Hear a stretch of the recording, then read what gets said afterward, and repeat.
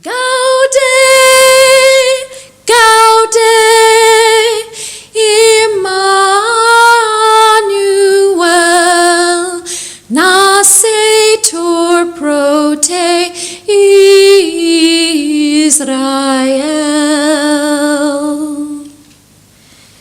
For the first 2 decades of my life, the Christmas season was born in the words, Veni, veni, Emmanuel. O come, Emmanuel. As a young child, I remember sitting in the sanctuary dressed as an angel or shepherd or Mary, waiting for the hushed silence that swept over the room each year as the high school choir began to sing a cappella, O come, Emmanuel, in Latin. The sound was at first quite faint, coming from the vestibule outside. And then it reached a crescendo as they swung open the sanctuary doors. Christmas hung in the air from that moment until the holiday a week or so later. How different from these days when Christmas springs forth so far in advance, just after Halloween, via mailers and commercials and store displays. Christmas was about entering this wonderful, mythical tale of a child of hope ushering in the possibility of peace. Presents definitely were a fun part of the day, but the Christmas pageant always signaled to me that first and foremost, what mattered was the story. Long before I understood the meaning of the words in O come, Emmanuel, about longing for the divine and living in exile, I could feel in my bones the meaning of that song. It was about something beautiful coming, about something so true and hopeful and fantastic that was born in my ear as the tones of the music spiraled around my head and down through my fingertips. It was about something you couldn't quite hear at first, not unless you disciplined yourself to listen carefully. For 4 years, I too got to sing with the high school choir and deliver this Advent surprise. 2 of those years, I was even one of the people who got to swing open one of those heavy doors, allowing the sound to bloom. This Advent song is about more than just what is hoped for, though. It is about the fullness of the time that you and I are living in now, which includes a depth of sorrow and loss known in a time of exile, suffering, and injustice. The song is not about simple beauty. It is about a cry in the night that hasn't been heard or responded to yet. It offers somber, complex notes that are at odds with the sweet, upbeat tempo of so many carols. These notes pierce the air and cling there as they do to your heart.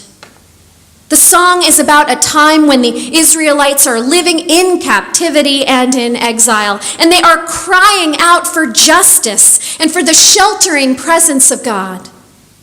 The word that they use for God is Emmanuel, which means God with us and God within us. It is the crux of Advent, this concept. In this dark and cold season, the light and the hope of the world comes from within us.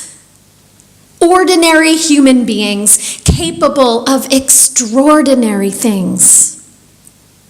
This is the faith statement of a Unitarian Universalist about Christmas. As Sophia Lyon-Fahs put it, each night a child is born, you finish it, is, you see? It is our faith statement. Each night a child is born, we may well be in the presence of one more Redeemer. And let us not forget that child lives in us too. Advent is about the anticipation of a new world order and our collective role in birthing it into being. In a time of war, as we are about to surpass the duration of the Vietnam conflict with our continuous conflicts in Afghanistan and Iraq, we are at 17 years, 2 months, and counting. The Vietnam War lasted 17 years, 4 months. In a time of isolationism and xenophobia, when we turn away children seeking asylum or put them in cages. In a time of greed, when banks, prisons, and big pharma's profits knows no bounds, and millions in our great nation cope with the insecurity of whether they will be evicted. That's happened to people in our community. Where they will find their next meal. If you have trouble with either of those things, I have a discretionary fund to help you. And whether they can pay for their children's medicine or their own, even my discretionary fund is not enough to pay for the high cost of medical care in this country. In a time of destruction of our planet, when we are choking on carbon emissions and drowning in plastic, we are living in exile from the promised land, from God, from a universalist notion of one family, and from the web of life itself. The holiday of Las Posadas, which begins today, is a big part of the Advent storytelling. Each night, beginning tonight, actors south of our human-made border will reenact the journey of a poor couple, Joseph and Mary, or Maria y Jose, who was great with child. Why did they travel at such a time? Does anyone remember? You're good. The census, and also because they were responding to the Roman imperial economy and their obligation to travel home to be taxed. The pageant of Las Posadas does not take place in a sanctuary. It takes place in streets all over Mexico. This pageant is put on for 9 nights, the 9 nights which remain between now and Christmas. And every night until the last, the innkeeper's heart will harden and the door of someone's home will be shut in the name of fear, of not having enough, in the name of protection. And the cost of what we close the door on will not be counted.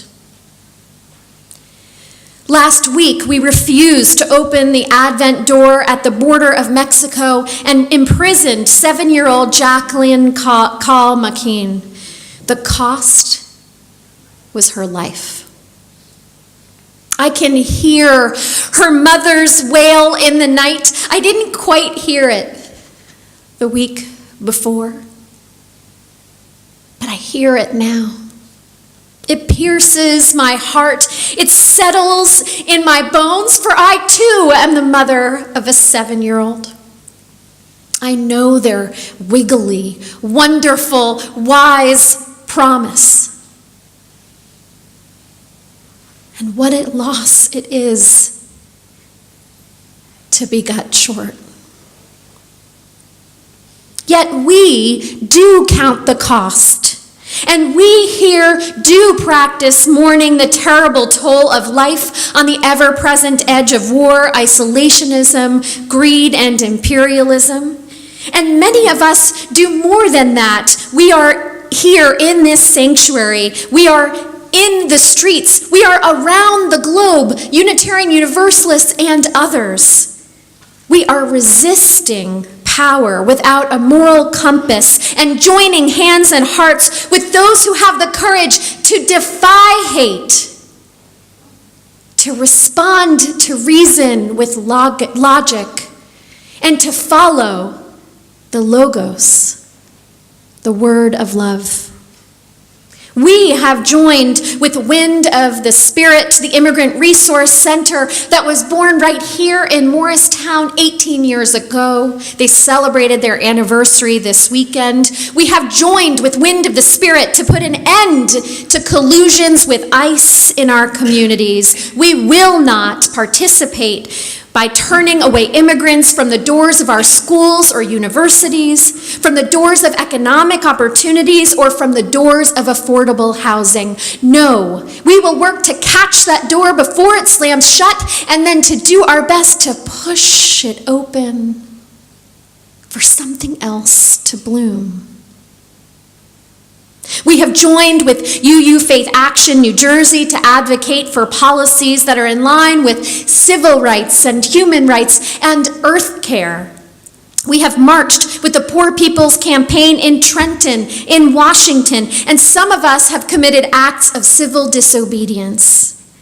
We will not stay quiet in the night, long after the light of dawn and day has pierced our souls to unrest. The same week that Jacqueline died, 500 clergy, including Unitarian Universalist clergy, waded to the edge of the wall which extends into the sea and faced armed border guards to amplify the cries of those who come here weary with their spirits seeking rest. 32 clergy were arrested. 6 colleagues were Unitarian Universalists.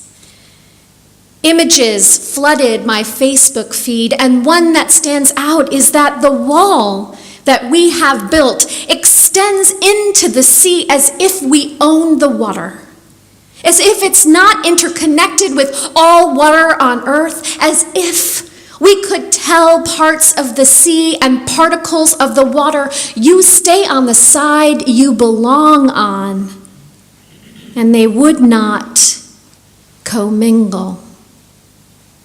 But we are saying today, this Advent, enough. And to quote Martin Luther King, we will all survive together or we will perish as fools who try to divide the ocean.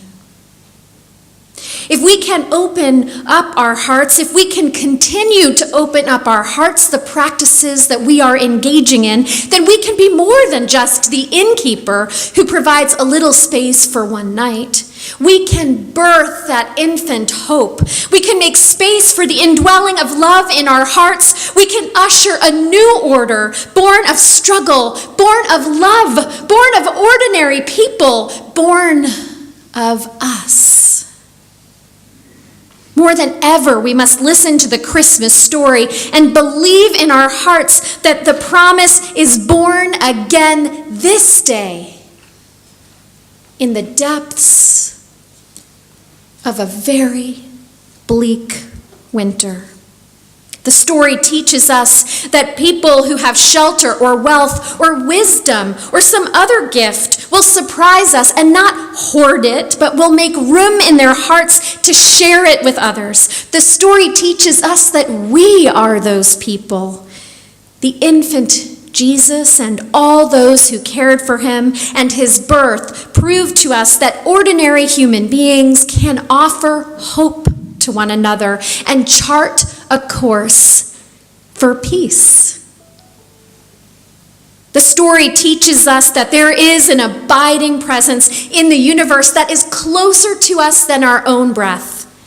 It is known by many names: Emmanuel, love, dayspring, wisdom, and all the words in the songs. There are those who have walked before us whose lives seem shot through with this holy presence. I include Jesus and Buddha, Bishop Desmond Tutu, who when I was in a room not much bigger than this one with him in it, was like a man pierced with light. It just emanated from him, the radiance of hope and peace and joy and love, and it could not be stopped. And I'll add Mother Teresa and Abraham Joshua Heschel and Rumi, to name a few more. Each year at Christmas, we are invited to open our hearts to the possibility that even our own birth heralded the possibility of one who could come to know Emmanuel, one who could show us the way to the presence of the sacred, to its healing possibilities. Perhaps we Unitarian Universalists spend too much time wondering about the precise essence of the divine or its non-essence, when what we really ought to be wondering is what would we do differently if we could dive into the metaphors at Christmas time and become like a stable open to the infant hope. If we Unitarian Universalists can put to rest for the month of Advent all of our questioning, and just live into the possibility that such a spirit exists, maybe in this room, maybe in your heart. What matters the most is that when we sing, rejoice, rejoice, that Emmanuel shall dwell within, and we believe it and allow the love and wisdom and hope and light to flow through our every deed, then we shall all be opening the heavy doors that prevented others from hearing the music that beckons us out into this cold winter's night, knowing that we are the ones, that all around us are the ones who can help us make our dreams for humanity and our planet come true. Veni, veni, Emmanuel, captivum solve Israel, qui gemit in exilio, privatus Dei filio,